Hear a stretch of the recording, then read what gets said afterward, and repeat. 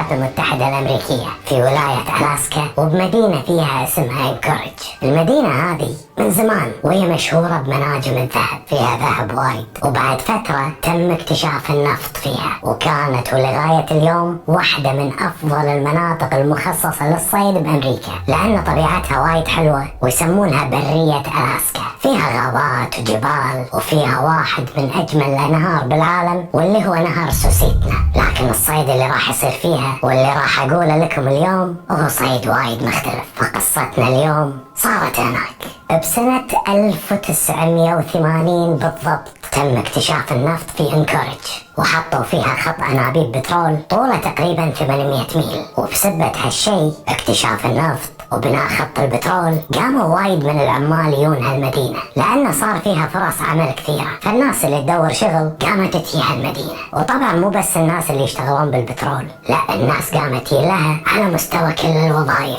ومنهم بنات الليل والناس اللي يشتغلون معاهم. أنا ما أدري شلون أوضح لكم اللي يشتغلون معاهم يعني شنو. هي كلمة وايد قوية. الريال اللي يروح حق ريال ثاني ويقول له عندنا بنات، عرفتوا منو؟ فيعني بنات الليل والريايل اللي يشغلونهم. حلو الكلام؟ أكيد حلو الكلام. وهم معاهم النصابين وتجار المخدرات، وهذيلا كانوا يجون المدينة علشان يستغلون عمال البناء أو العمال اللي يشتغلون بالبترول. في عمال هني ساكنين، احنا لازم نونسهم، فنونسهم بهالطريقة، وهم نقدر ننصب عليهم وناخذ منهم فلوس. فهمتوا اللعبة شلون صايرة؟ فيعني خط البترول هذا أمن وظايف حق وايد ناس. وعلى فكرة ترى مو بس هم، حتى حياة التجار انتعشت وزاد الاستثمار بكل ألاسكا. يعني المدينة صار فيها حياة، وحياة الفهد لا صار فيها حياة، يعني رمضان وحياة الفهد كذي، يعني أسوي لكم جو. أوكي. وهم انترست بالنوادي الليلية، الكلبات، نوادي الرقص، عرفتوهم؟ في ناس قالوا عرفناهم. شفتوا هالانتعاش هذا اللي صار بألاسكا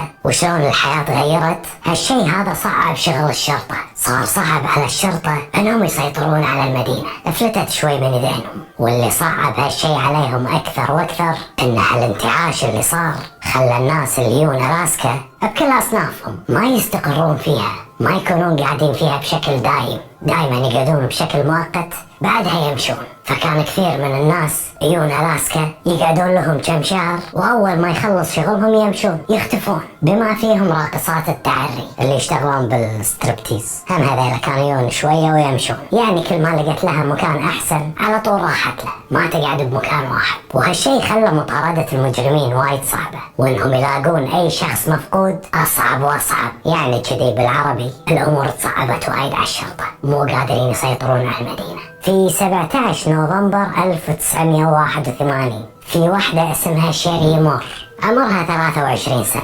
وصلت ألاسكا وتحديدا في إنكوريج حالها حال غيرها، لأنها تبي تشتغل بالمدينة.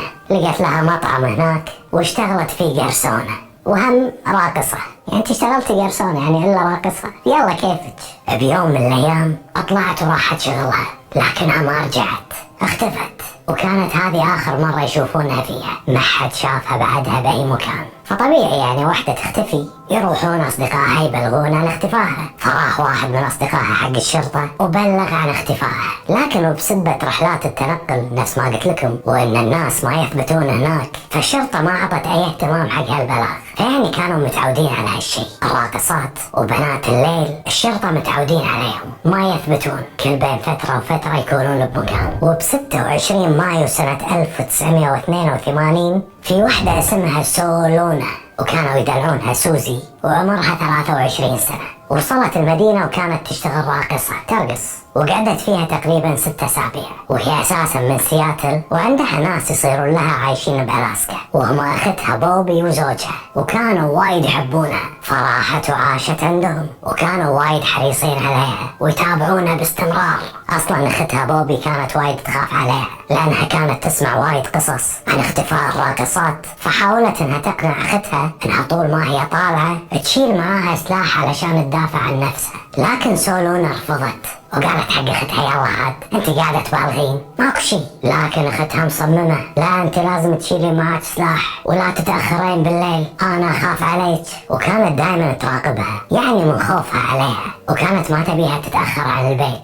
وهالشي طبعا يتعارض مع وظيفتها، هي تشتغل رقاصة، شلون يعني رقاصة ما تتأخر؟ متى ترقص الظهر؟ هم ما يصير. فالحبيبة سولونة زهقت من اختها، ذبحتها. لا تاخرين، رد البيت مبكر، ما صارت دوامك هذا كله متاخرة. فالبنت يعني ملت، لوعت كبدها خنقتها، فعلى طول طلعت من بيت اختها وراحت سكنت بمكان ثاني علشان ترتاح منها. وخلال اسبوع من انتقالها للبيت الثاني بيوم من الايام راحت الشغل، بعدها ما رجعت. 12 سبتمبر سنة 1982 راحت اختها علشان تدور عليها، وقابلت زميلاتها اللي ساكنين معاها بنفس السكن، فقالوا لها انهم صاير لهم 3 ايام ما شافوا سولونة. هني اختها ينت، استخفت، فراحت على طول وقدمت بلاغ للشرطة، وبعدها بيومها قدمت بلاغ ثاني، واستمرت كذي كذا يوم، كل يوم تروح تقدم بلاغ للشرطة. لكن شفتوا كل هالبلاغات اللي قدمتهم كلهم ما منهم فايدة.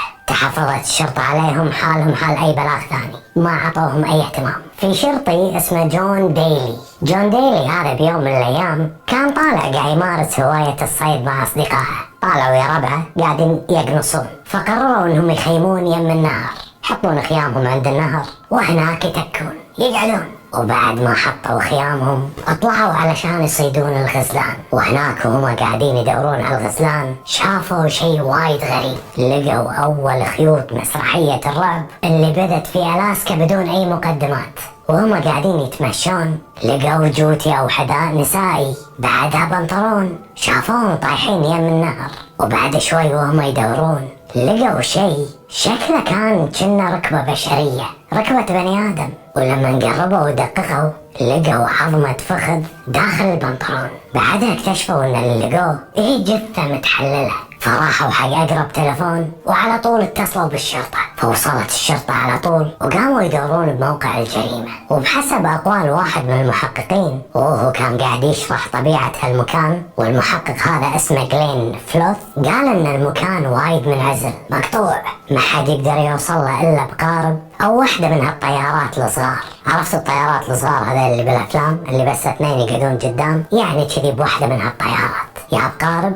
يا بطيارة. يعني حتى سيارات الدفع الرباعي اللي هم الجيبات احتمال كبير انهم ما يقدرون يوصلون هناك، لان المكان وايد وعر وهو عبارة عن جبال وانهار وغابات، فالمكان يعني مقطوع ومو اي احد يقدر يوصل له. فبسرعة قرروا المحققين ان الجريمة هذه جريمة قتل، وان الجثة حق شابة صغيرة بالعمر كانت عيونها مربوطة وهم يدينها بعد كانت مربوطة. وتبين من اللي لقوه من الجثة ان اللي قتلها كان معذبها. وبعد ما طلعوا الجثة مشطوا المنطقة علشان يلقون اي دليل، لكن كل اللي لقوه هي بقايا من جثة الضحية. لكن كان في شيء واحد بس هو اللي لفت انتباه الشرطة، وهو غلاف رصاصة من مسدس صيد عيار 223. ولما ودوا الجثة المختبر لقوا رصاصة بصدر الضحية من نفس عيار غلاف الرصاصة اللي لقوها هناك. وما كان هذا الشيء الوحيد اللي عرفوه عن هالجثة، فبسرعة تعرفوا على اسم صاحبة الجثة بعد. فالشرطة طابقوا سجلات الأسنان وهني عرفوا صاحبة الجثة، وكانت الضحية شيري مورو. بالبداية اعتقدت الشرطة أن الجريمة شخصية، لكن بعد تسرب الخبر بدأوا الناس يربطون بين جريمة القتل هذه واختفاء الراقصات وبنات الليل. هني قاموا الناس يخافون، خصوصا منو؟ خصوصا بوبي اللي كانت خايفة على أختها. قالت إن شاء الله أختي ما لها شغل بهالسالفة، لأن الناس بذاك الوقت قالوا إن في قاتل متسلسل قاعد يستهدف هالنوع من البنات، بنات الليل والراقصات، وأختها كانت واحدة منهم. فقالت إن شاء الله أختي مو ياهم. وبالنسبة لهالفئة من البنات هم بروحهم قالوا بينهم بين نفسهم إن في شيء غريب، احنا صرت نتنقل من مكان لمكان وما نثبت بمكان واحد، لكن ما نختفي كذي فجأة. كنا نعطي خبر حق صديقاتنا مو فجأة نختفي. يعني كانوا يقولون بينهم بين بعض ان اذا في وحدة فينا تبي تسافر لازم تبلغ صديقتها على الاقل، ما تختفي فجأة. فكانوا كلهم مو مرتاحين وكانوا وايد خايفين، وقالوا ان في شخص قاعد يستهدفهم. في اكتوبر سنة 1982 كانت الشرطة قاعدة تحقق بمقتل شيري مورو، وكانوا قاعدين ياخذون اقوال واحد من اصدقائها. فقال حق الشرطة ان في زبون مجهول يا حق شيري وعرض عليها مبلغ وايد كبير بمقابل جلسة تصوير، وكان يبي يصورها عارية من غير ملابس. وقالت حق صديقها هذا انها وافقت على جلسة التصوير، وبعدها ومن يوم ما راحت ما رجعت مرة ثانية. هني وعلى مدى سنتين بدأت الشرطة تحقق أكثر وأكثر بقضايا الاختفاء. قالوا يمكن نلاقي حل أو رابط بين اختفائهم وهالجريمة هذه اللي صارت، فقاموا يدورون بقضايا الاختفاء اللي عندهم لغاية ما وصلوا حق قضية سولونا اللي هي سوزي اللي اختها بوبي. عرفتوها؟ أكيد عرفتوها. فلما دوروا قضيتها لقوا ان حتى سولونا هم كانت مخططة انها تروح جلسة تصوير. مو شيء غريب ان حتى هذه كانت بتروح جلسة تصوير وهم اختفت، فتم اعتبار ان في مصور وهو المشتبه فيه الرئيسي. فبدت الشرطة تدور في البارات والملاهي الليلية وأماكن الرقص. قالوا يمكن نحدد أي نشاط غير طبيعي هناك، وقدروا يحددون قائمة من 15 شخص مشتبه فيه. ال15 هذيل دائما كانوا مرفوضين من قبل بنات الليل، كانوا ما يحبونهم، كانوا يحذرون بعضهم منهم وبأسمائهم لأن بعضهم كان عندهم تجارب سيئة معاهم، بعضها اعتداءات أو ميول جنسية عنيفة وحتى سلوكيات غريبة. فعلى طول تم استجواب ال15 هذيلا، لكن ما لقوا عليهم شيء وما ربطوا ولا واحد فيهم بجرائم القتل. فاضطرت الشرطة انها تطلق سراحهم، هدوهم. وبعد اسبوع ليش ما تطلع جثة ثانية، وتأكدوا الشرطة ان ولا واحد من ال15 لعيد بهالموضوع او هو القاتل، لأن بكل بساطة كانوا قاعدين يحققون معاهم بنفس الوقت وكانوا مراقبين على مدار 24 ساعة، فمستحيل أي واحد فيهم يكون القاتل. وظلوا الشرطة يحققون ويدورون وهم يحققون وهم يدورون، لكن ما وصلوا حق أي شيء. وبيونيو سنة 1983 ببداية الصبح والشمس توها قاعدة تطلع مع زقزقة العصافير، فجأة الناس سمعوا صوت صراخ، وصراخ وايد قوي زي من اللي قاعد يصارخ. اللي كانت تصارخ هي بنت عمرها 17 سنة، كانت تركض بالشارع وهي شبه عارية وإيدينها مربوطة، وكانت تصارخ وتقول الحقوني راح يقتلني راح يقتلني. فاجتمعوا عليها سكان المنطقة وغطوها وودوها لمركز الشرطة. البنت هذه كان اسمها سيندي بولسون.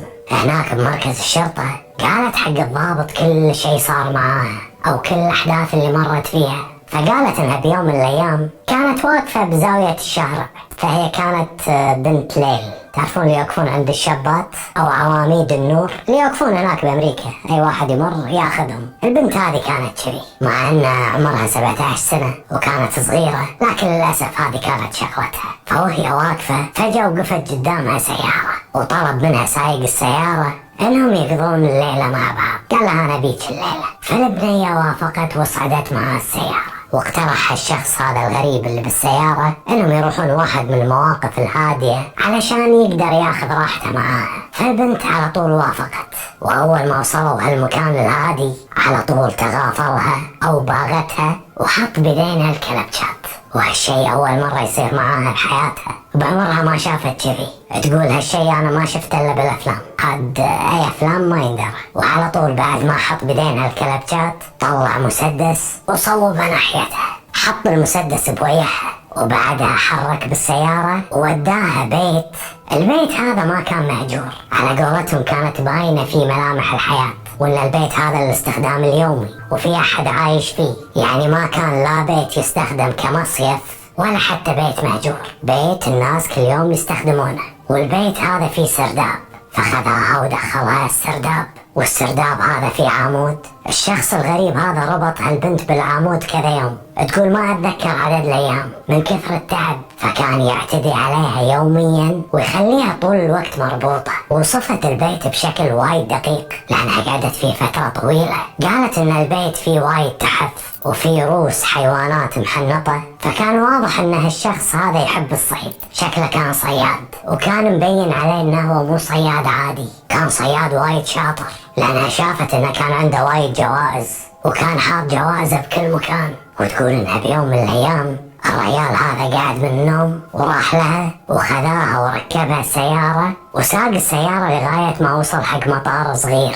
هناك بهالمطار كانت موجودة طيارته، واحدة من هالطيارات الصغار. وبالرغم من انها البنت هذه صغيرة، حست هذه سندي ان الطريقة اللي نقلها فيها هي مؤشر حق كارثة. الطريقة اللي خذاها فيها وركبها السيارة ووداها لمطار، حست ان في شيء خطير بيصير، مع انها كانت وايد صغيرة، فيا اما انها تخاطر او انها اكيد راح تموت.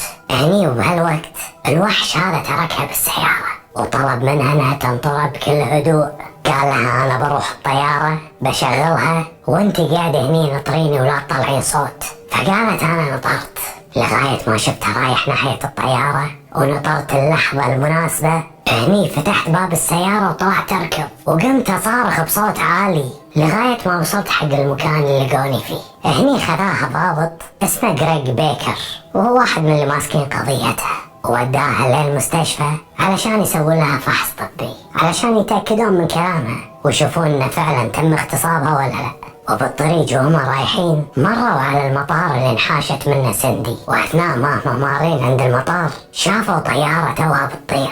هني سندي صرخت وقالت هذه هي الطيارة، هذه طيارة الريال اللي اختطفني، روحوا وقفوه. فعلى طول هني وقف الضابط ونزل من سيارته ودخل المطار واخذ له جولة كذي داخل المطار، وبالمرة سأل عن الطيارة اللي توها طارت، لكن ما طلعت الطيارة اللي تقصدها البنت، فكانت حق شخص ثاني ما تنطبق مواصفاته على المواصفات اللي هي قالتها، كلش ما تنطبق عليه. لكن وهما بالمطار صرخت البنت مرة ثانية وقالت كاهي الطيارة، هذه الطيارة اللي أنا ركبتها. وكانت الطيارة حق شخص اسمه روبرت هانسن. فعرفوا الطيارة الحين مالت منه اللي هي أشرت عليها، وبعدها راحوا المستشفى.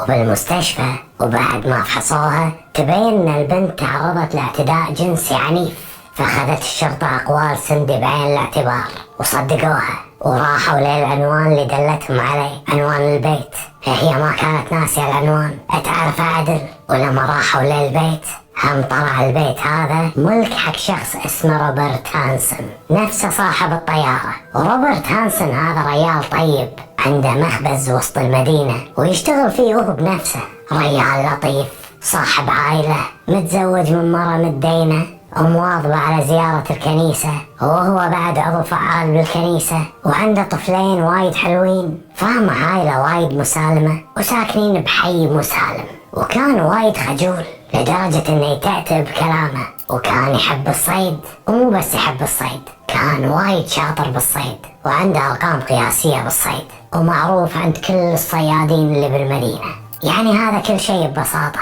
ريال عادي وحياته وايد تقليدية. فعلى طول راحوا الشرطة ويابوا روبرت هانسن وتم استجوابه بناء على ادعاءات سندي، لكن هو انكر كل هالكلام. قال لهم ليبة هذه اللي قاعد تخربط، انا ما سويت شيء، لاني انا وبكل بساطة بالليلة اللي تكلمت عنها البنت انا كنت مع اصدقائي، انا كنت طالع مع 2 من اصدقائي، والبنت هذه قالت انها انحاشت مني وطالعة بالشارع تصرخ واني انا بغيت اركبها الطيارة. ليبة انا عندي 2 من ربع اقدر اجيبهم ويشهدون اني انا كنت معاهم. وبالفعل استدعت الشرطة اصدقائه وسألوهم عن مكان روبرت هانسن، فعلى طول اكدوا حجة غيابه وقالوا انه كان معاهم طول الليل. وبعد كل هالاستجوابات هذه صارت القضية باردة عند الشرطة.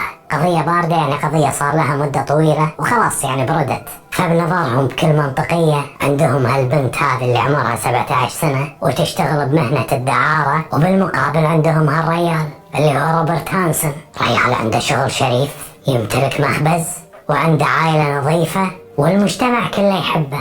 يعني تبونهم يصدقون منه؟ أكيد يعني راح يصدقونه هو. فقالوا إن سندي هذه تشتغل بالدعارة وكانت تبي بعض التعويضات، أكيد كانت تبي فلوس، علشان كذي راحت اتهمت الريال الشريف العفيف، وبالتالي ما وجهوا حق روبرت أي تهمة. لكن كإجراء روتيني حطوا اسمه بملف التحقيق، دام ان اسمه ذكر بقضية مثل هذه فحطوا اسمه بهالقائمة وصار من ضمن المشتبه فيهم، واللي وصل عددهم ل 24 شخص، لأن بذاك الوقت وصلوا عدد البنات اللي اختفوا ل 10 بنات. تخيلوا 10 بنات. بتاريخ 2 سبتمبر سنة 1983 قدام النهر وبمكان مو بعيد عن مكان جثة شيري مورو لقوا بعض الصيادين جثة ثانية متحللة. افحصوا المكان عدل وكان واضح انها جريمة قتل، وهم لقوا غلاف رصاصة من بندقية صيد او مسدس صيد من عيار 223. فكان واضح ان القاتل هو شخص واحد وهم في الطب الشرعي لقوا إنه كان في الجثة طلقة واحدة بالصدر، فكانت طريقة الإعدام اللي يتبعها الشخص هي طريقة واحدة ما يغيرها، وباستخدام سجلات الأسنان تم تحديد هوية الضحية وعمرها، وكان عمرها 30 سنة واسمها بولا جولدينغ، وهم تشتغل راقصة، وتم الإبلاغ عن اختفائها من كذا شهر. بعدها مشطت الشرطة المنطقة كلها، قالوا يمكن نلاقي جثث ثانية، وساعدوهم وايد من المتطوعين وأهالي البنات اللي اختفوا. كانوا أهالي المدينة وايد حزينين، قاعدين يقولون شو اللي قاعد يصير معانا، ليش هالبنات قاعدين يختفون؟ كان المكان كبير رطب كله ماي وأشجار، فما كانوا عارفين من وين يبدون البحث، كانوا ضايعين، وطبعا ما لقوا أي شيء أو ما وصلوا حق أي شيء. هني وبهالوقت صاروا الراقصات وبنات الليل متعاونين مع الشرطة، قاموا يتعاونون معاهم، وقاموا يطلعون بإذن من الشرطة ويبلغونهم عن مواعيد رجعتهم للبيت. يعني إذا بيطلعون يقولون حق الشرطة ولا يرجعوا هم يبلغونهم. كل ليلة كانوا يسوون هالشي علشان يعرفون إذا واحدة فيهم اختفت، وكانوا يسجلون عندهم كل شيء، الطرق، الأماكن، الزباين الغريبين.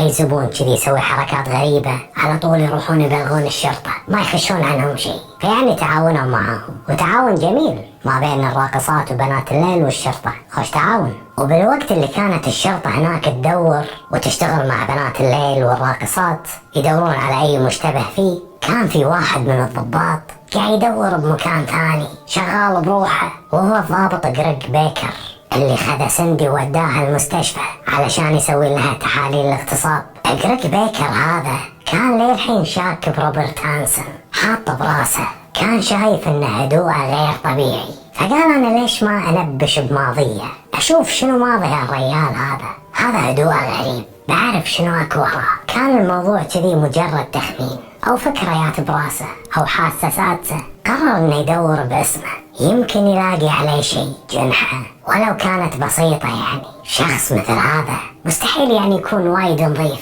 مو مسوي شيء، طايف إشارة، متهاوش مع أحد، يمكن نلاقي شيء وراه، يمكن أي شيء بسيط يوصلنا لشغلة أكبر. حتى لو كان شكله مسالم أكيد وراه شيء. فبدأ يدور وراه، بدأ ينبش وراه، ولقى ملفات من ولايات تانية، فقرر يدور فيها، والله شنو لقى.